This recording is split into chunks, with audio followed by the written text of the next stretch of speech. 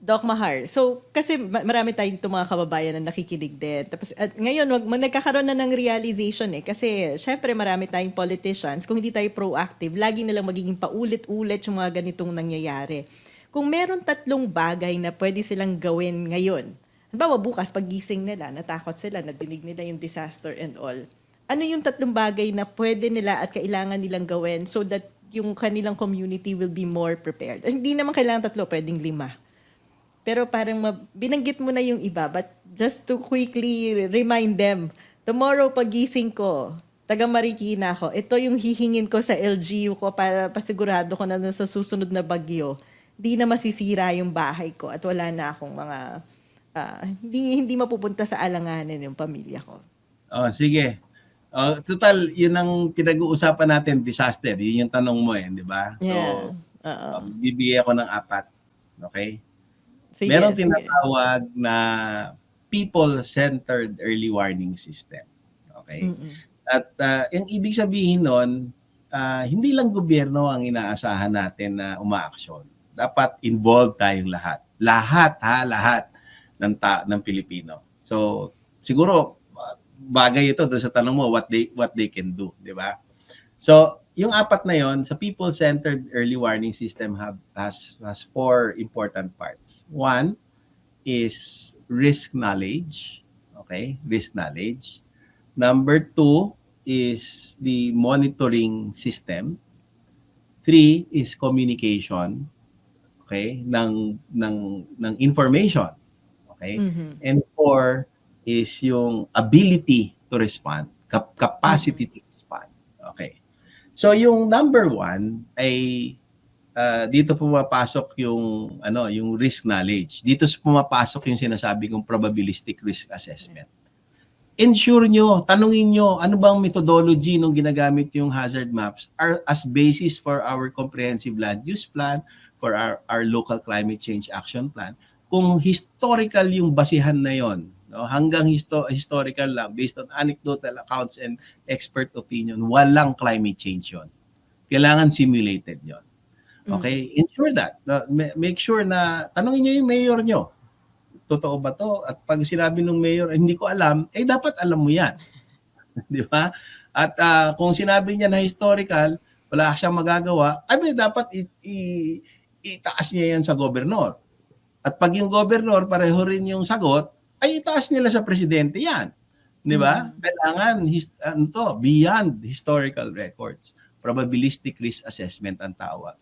At importante to kasi medyo ginaganon parang tinitwist Minsan nakikita ko sinasabi, hindi probabilistic na yan. Pero yung hazard maps historical pa rin. Okay? So, parang gagawan na lang nila paraan para magmukhang probabilistic. Okay.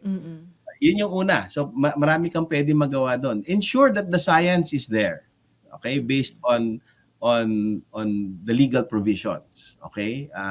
Well, ang binabanggit ko na rin dito, I don't know, yung water code, yung ating building code, yung ating PDP, no? Yung mga UN words into action document, mga agreements yan di ba? Mga napagkasunduan yan. Number 2, tapos encourage din ng open data para yung lahat ng sektor may data para maplano ng mabuti in sync doon sa lahat ng sectors, di ba? Hindi pwede yung agricultural sector, iba ang plano doon sa tourism, di ba? Yung sa tourism magpaplano ka for climate change pero kalbo naman lahat ng mga puno, di ba? So kailangan yon magandang harmony noon. Number 2, yung monitoring system. Make sure na maganda ang mga ang pag-monitor ng bagyo, di ba? Dapat may advance warning, dapat merong mga rain gauges dun sa inyong community. Pag wala, tanungin niyo si Mayor bakit wala. Pag hindi alam ni Mayor yung sagot, dapat si Mayor managot, tanungin yung governor. Ganun ulit. Tapos pag wala pa rin, tanungin ng national government bakit kulang. So, at least, dapat merong, di ba, kung may ilog dyan, dapat namomonitor yung ilog na yon, di ba? Saan ba tayo kukuha ng information? Are these Mm. information readily available or maghihintay lang tayo ng abiso na 5 a.m., 11 a.m., 5 p.m., tsaka 11 p.m.? Ang Mm. baha pwedeng dumating anytime, di ba? So maganda kung empowered kayo. Ipaglaban nyo na dapat empowered kayo na nakikita nyo sa internet. Kung may internet available naman dun sa lugar ninyo, dapat nakikita nyo yun. Dahil this information can save your life and the lives of your loved ones. Okay, number 3, communication. Okay, so dapat naaabot lahat sa mga tao yung information na monitor. Dapat timely, accurate, and reliable. Mas maganda yung warning ay hazard specific, area focused, and time bound. So, ensure nyo, tignan nyo, ganun ba talaga yung information na nakukuha natin? Hazard specific, area focused, and time bound? Or sinasabi ito sa 15 probinsya, sabay-sabay, tapos wala naman. Dapat mas maganda at municipal level or even barangay level. Na kaya naman. Totoo lang, kaya naman. Medyo konting hindi 100% accurate, pero the ballpark, sinabing dito sa mga barangay, nakita mo na, malapit lang yan sa amin malapit lang yung munisipyo yan sa amin. Kami din maghahanda na, di ba? So, tumataas yung, hindi ko sinasabing 100% na epektibo to, pero tumataas na yung chances of our survival if we are prepared in this manner. Okay? So, ano ba yun? So, yung communication. Siguraduhin nyo din na yung mga media outlets, mga media, no? Sa social media, binabantayan, na communicate ba yung tamang information na binigay ng national government. Siguraduhin na yung media ay hindi nawawala. Yung mga companies na nagdi-deliver ng service. Di ba? Yung sino ba yung may malaking network na umaabot hanggang dun sa mga probinsya na liblib. Yan. Kung gigibain mo yan, yung ating capability to transmit the information or communicate the information gets lost as well. At sino yung nawawala ang nagdi-disadvantage dito? Di yung taong bayan, di ba?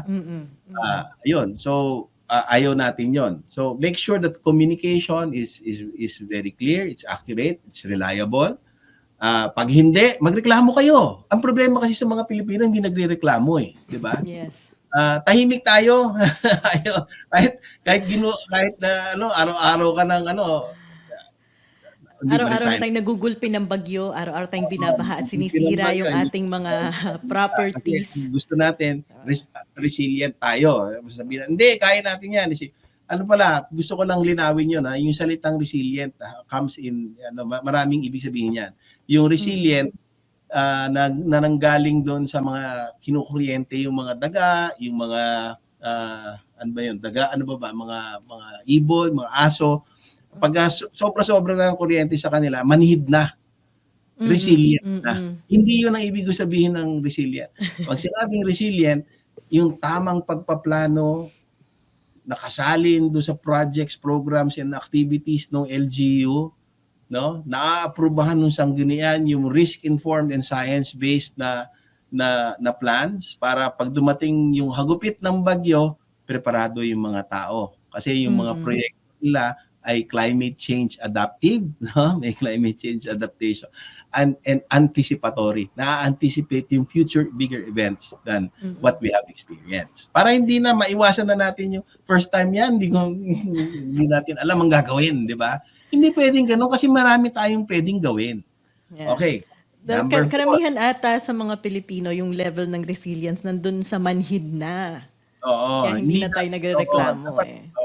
Hindi demonize kasi yung salitang resilience, but actually it's in another sense, resilience is good kasi it involves planning to resist adversity and be able to bounce back at the soonest. May business continuity kumbaga na the best type of system. Number 4 is yung response capability. Okay? So lahat ba tayo ay nagbabasa? No? Lahat ba tayo ay nakikinig pag may bagyo o sasabihin ba natin kung habang nandiyan na yung baha ay may bagyo pala? Hindi pwedeng ganon, di ba? Remember, ang ano ko sa mga kapwa ko Pilipino, nasa typhoon belt tayo. Okay? And dahil sa climate change, tayo ang tatamaan ng mga epekto ng mas malaking mga dilubyo. Okay? At bukod pa yan doon sa ating earthquake problem, tsaka yung volcanic hazards problems. No? So dapat maalam tayo, nasa kultura natin yun na pag merong alam natin na may bagyo, ay mga malapit na siya, mag-i-impact na. Alam ba natin, pag nag-abiso ang gobyerno, ang Pag-asa, saan tayo pupunta? Alam ba natin kung ang bahay natin ay binabaha or pwedeng bahain? Di ba? So, ngayon pa lang, inaalam yan. Hindi dapat yan inaalam habang hanggang dito na yung baha. Di ba? So, dapat yan, ngayon pa lang, meron naman. Pumunta kayo sa noma.up.edu.ph. At kung gusto niyo makita yung historical records ng floods, pumunta kayo doon sa GeoRisk PH. Okay. So, ayun. So, maraming mga sources ng information. You have to know all of the hazards, especially for mga severe weather hazards, no? Katulad ng storm surge, landslides, ng floods, saka mga wind strength. Okay. Pinapalo ba ang building code ng yung pagkatayo ng kondo nyo, di ba? Sinunod ba yung building code para to resist strong winds, etc. So, maraming kaalaman.